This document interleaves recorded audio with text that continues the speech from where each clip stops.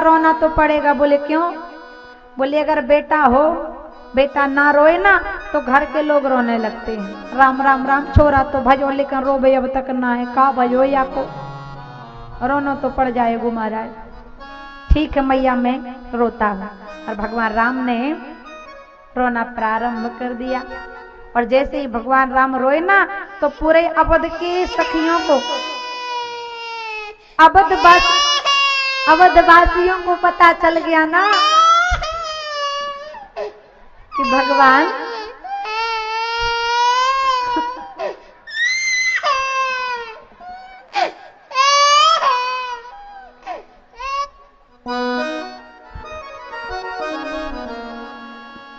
बोलो राम लला सरकार की।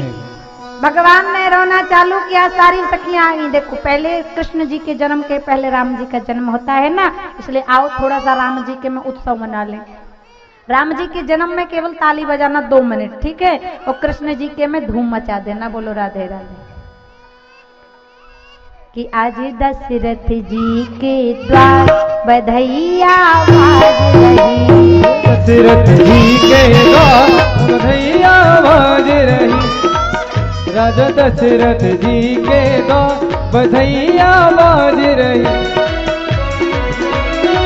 केवल ताली बजाओ क्योंकि राम जी का जन्म हुआ है।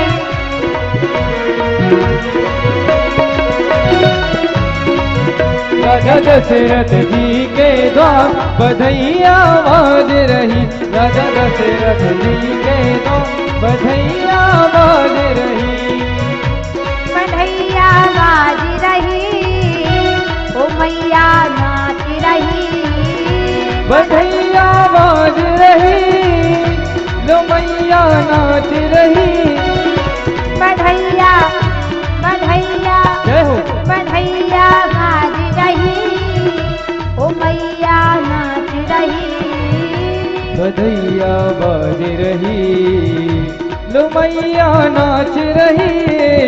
राजा दशरथ, राजा दशरथ जी जय हो। के द्वार बधैया बाज रही, राजा दशरथ जी के द्वार बधैया बाज रही।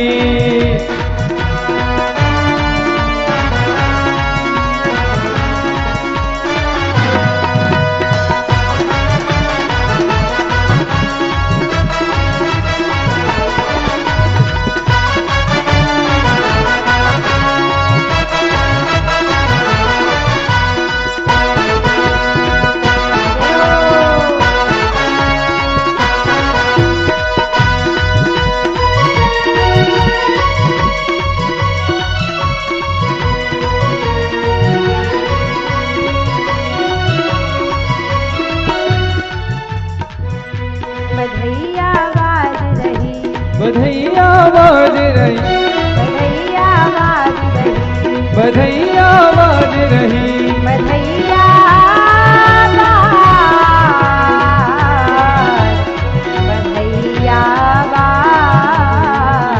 बधैया बाज रही, बधैया बाज रही। राम जी के जन्मोत्सव की सभी मैयाओं को हार्दिक हार्दिक बधाई, बहुत बहुत बधाई। बोलो राम लला सरकार की जय हो। और आज क्या है पता है ना? आज राष्ट्रीय बालिका दिवस है, बेटियों का दिन है आज। बेटी है तो कल है, बेटी है तो सृष्टि की रचना है, बेटी नहीं तो कुछ भी।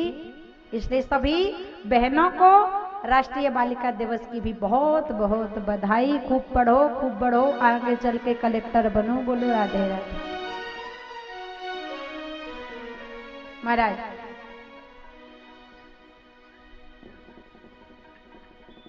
राम जी का अवतार हुआ, राम जी की पूरी कथा सुनाई। राम जी का अवतार हुआ, राम जी चारों भाइयों के साथ प्रकट हुए, राम जी का विवाह हुआ सीता मैया से, राम जी वनवास गए। वनवास जाकर असुरों का संहार करके प्रभु परमात्मा ने रावण का संहार किया और रावण का वध करके भगवान राम जी राजा बन गए। कैसे राजा बने? राम जी राजा कैसे बने थे? सीता मैया को भगवान ने विवाह किया तो धनुष तोड़कर, और राजा बने। तब क्या हुआ? बोले राम राज बैठे त्रिलोका, हर्षित भये गए सब शोका। राम जी जब राजा बने ना तो सबके दुख दूर हो गए, कष्ट दूर हो गए, सबकी मनोकामनाएं पूर्ण हो गई। बोलो राजा रामचंद्र भगवान की जय हो। अब कहा राजा परीक्षित से श्री सुखदेव जी ने। अब मैं चंद्रवंश का वर्णन सुनाता हूं। कथम ददोभति दुर्गम चंद्रवंश वर्णतः। अब मैं चंद्रवंश का वर्णन सुनाता हूं, जिसमें महाराज चंद्रवंश में महाराज एक बड़े यशस्वी राजा हुए, जिनका नाम था महाराज अग्रसेन। उनका एक दत्तक पुत्र था जिसका नाम था कंस। तो ध्यान देना, कंस कैसा है?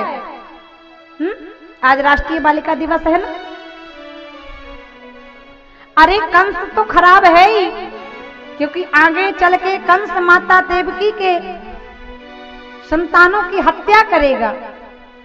लेकिन मैं कंस से ज्यादा हत्यारा उनको मानती हूं जो माताएं बहनें अपने गर्भ में पल रही बालिकाओं को मार देते हैं।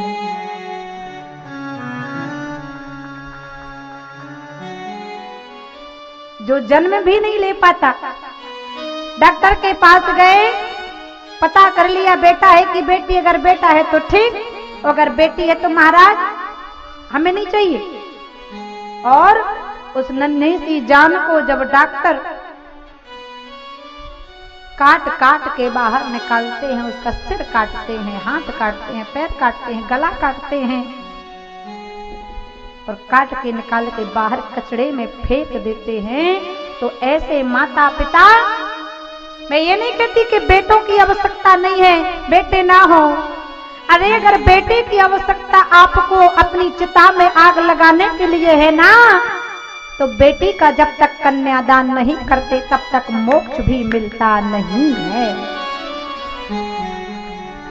आज राष्ट्रीय बालिका दिवस के अवसर पर संकल्प करो कि कोई भी अपने गर्भ में पल रहे शिशु का वध नहीं करेगा, कोई भी माँ गर्भ में बेटी को नहीं मारेगी, क्योंकि अगर वो ऐसा करती है ना तो कंस से भी ज्यादा हत्यारी और पापनी कहलाएंगे।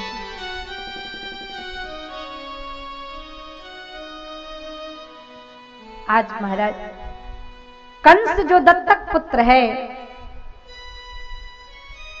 उसने बहन देवकी का विवाह किया, चचेरी बहन देवकी का विवाह किया और विवाह करके बड़े भाव के साथ रथ में बिठाकर देवकी को ससुराल छोड़ने जा रहा था। जैसे ही ससुराल जा रहा था देवकी को छोड़ने, तभी रास्ते में आकाशवाणी हुई कि कंसम पापमति कंसे देवकी अष्टमो गर्भे पापमति खंडति मृत्यु परस्परम पश्य। हे दुष्ट कंस, जिस बहन देवकी को तू पालकी में रथ में बिठाकर बड़े हर्ष के साथ उसे ससुराल लेकर जा रहा है ना, उसी देवकी का 8वां गर्भ तेरा काल होगा।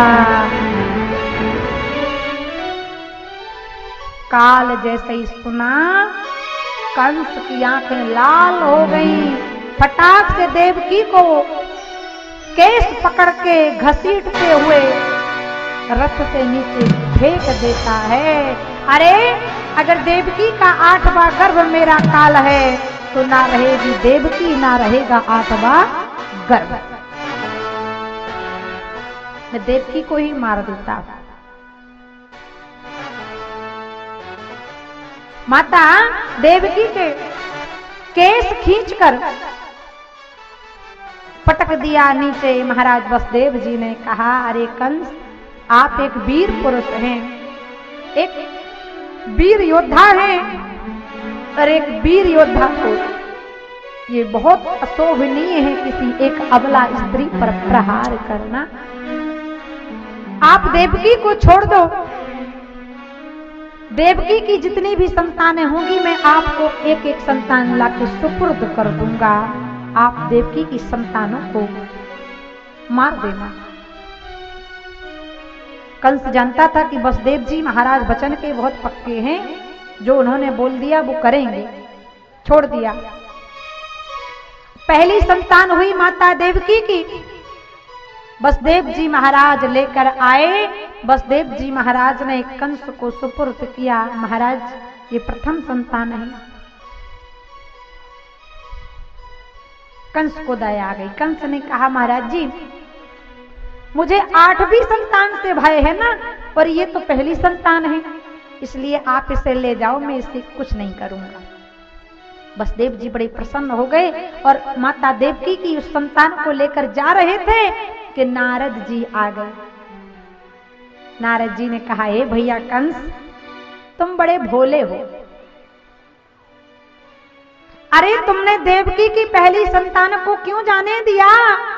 देखो तुम बड़े भोले हो भैया कंस, ये 5 उंगलियां हैं, यहां से गिनो तो 1 2 3 4 5, और यहां से गिनो तो भी 1 2 3 4।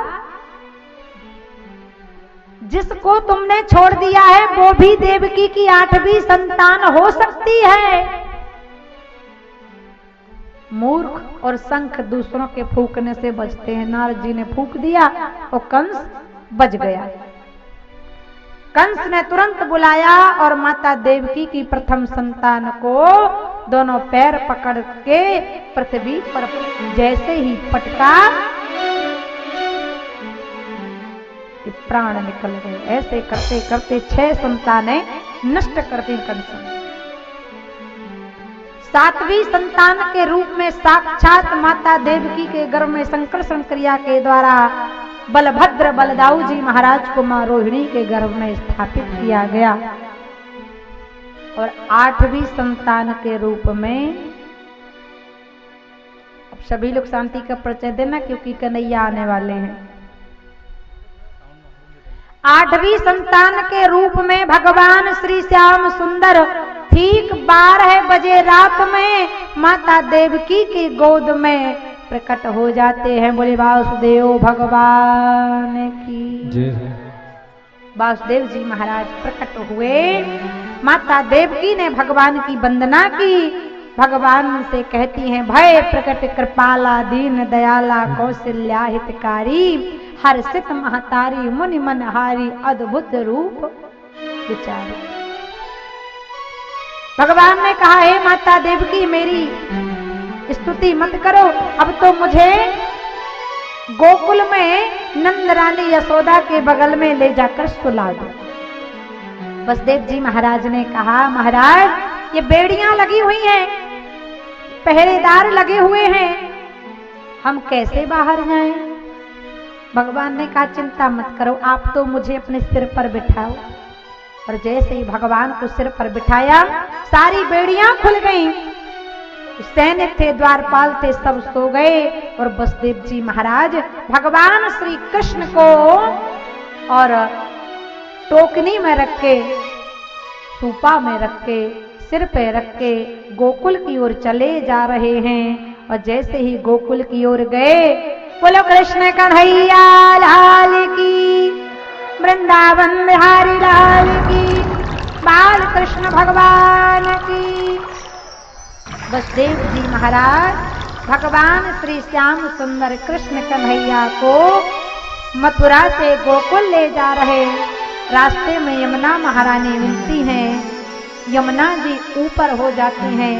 तो यमुना जी भगवान की आगे होने वाली पत्नी हैं। तो भगवान ने अपना पैर निकाला, यमुना जी ने चरण स्पर्श किया और यमुना जी शांत हो गई। और वसुदेव जी महाराज चल पड़े गोकुल की ओर। कि खुल गए सारे ताले, वह क्या बात हो गई।